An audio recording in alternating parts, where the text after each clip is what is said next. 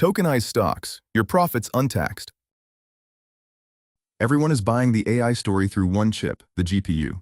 But the GPU is not the bottleneck anymore. The thing that actually limits how fast AI can grow is the memory that feeds it. And the cleanest way to own that bottleneck is a single American company, Micron, ticker MU. Here is the case, step by step, so you can decide for yourself. Start with something simple. Think about how you actually think. Your brain is not just raw horsepower. Every thought leans on memory, the facts you know, the sentence you just read, the number you are holding in your head. Take the memory away and even a genius cannot finish a thought. AI works the same way. The GPU is the brain, the part that does the thinking, but on its own, it is useless. It has to be fed data from memory every instant, or it just sits there. A GPU waiting on memory is just expensive silicon doing nothing. And here is the problem nobody priced in. We have made the thinking part absurdly fast, but the memory feeding it has not kept up. Over the last couple of decades, raw computing power grew roughly 60,000 times. The memory bandwidth feeding it grew only about 100-fold. Engineers call that the memory wall, and it is why the real choke point of AI has moved from making the chip to feeding it. The memory that feeds an AI chip is a special kind, called HBM, high bandwidth memory. It is not the memory in your laptop. It is built by stacking a dozen razor-thin chips on top of each other, wired through with thousands of microscopic channels. It is so much harder to make that a single gigabyte of it eats about 4 times the factory capacity of ordinary memory. And only 3 companies on Earth can do it at scale: Samsung, SK Hynix, and Micron. That is the entire supply of the single most important input in AI. Now the part that turns a shortage into a supercycle. To make HBM, those 3 have to convert their normal memory lines to build it. HBM now soaks up more than 20% of the world's DRAM wafer capacity. So ordinary memory, the kind in every phone, laptop, and server, goes short too, and the price reaction has been violent.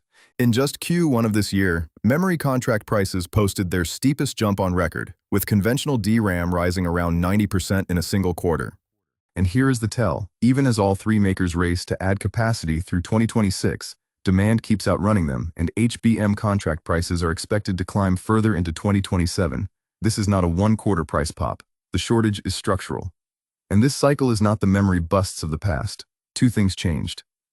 The makers have stayed disciplined on adding supply, instead of flooding the market the way they always used to. And AI has turned memory from a cheap commodity into a system constraint, the thing that decides how much computing you can actually get out of a chip. Analysts who track this closely now describe it that way, not as a part, but as the bottleneck. So demand is structural, not a 2022-style glut waiting to crash. So the question becomes, of the 3 makers, which one do you actually want to own?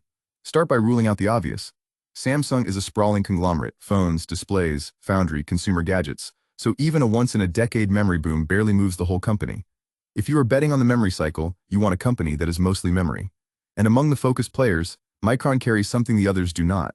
It is the only maker of advanced memory built on American soil, and in a world that is reshoring chips, that is becoming a real commercial edge, not just a flag. American hyperscalers and the government increasingly want a domestic source for the most strategic component in AI. And Micron is not the weak link anymore. It qualified its HBM into NVIDIA's Blackwell chips, and its next generation, HBM4, is designed into NVIDIA's upcoming Vera Rubin platform. It has already locked in agreements on price and volume for its entire 2026 HBM output. And it is closing the gap with the leaders, aiming to lift its HBM share to match its overall memory share, around 20%. The demand is not a hope. It is contracted and designed into the chips already shipping, and there is a reason the upside on a memory maker is violent, not gentle. Memory is a commodity, so when a shortage drives the price up, the cost to make each chip barely moves, and the extra price drops almost straight to profit. You can see it in Micron's own margins. They went from about 57% 2 quarters ago to a record 75% last quarter to roughly 81% guided for this one, on record revenue near $33 billion. That is the operating leverage of a shortage. Earnings do not add up in a line, they multiply. And that domestic position is not just talk. Micron is backed by around $6 billion in CHIPS Act funding and is building out roughly $200 billion of fabs on American soil in Idaho, New York, and Virginia. Washington treats domestic memory as national security, which means the only American maker has the government underwriting its expansion.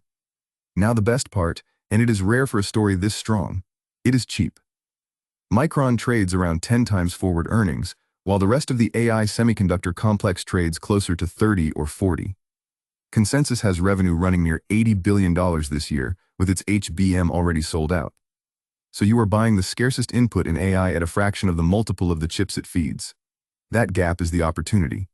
The market still prices Micron like an old cyclical, not like the AI bottleneck it has become. So here is the whole thesis in one line.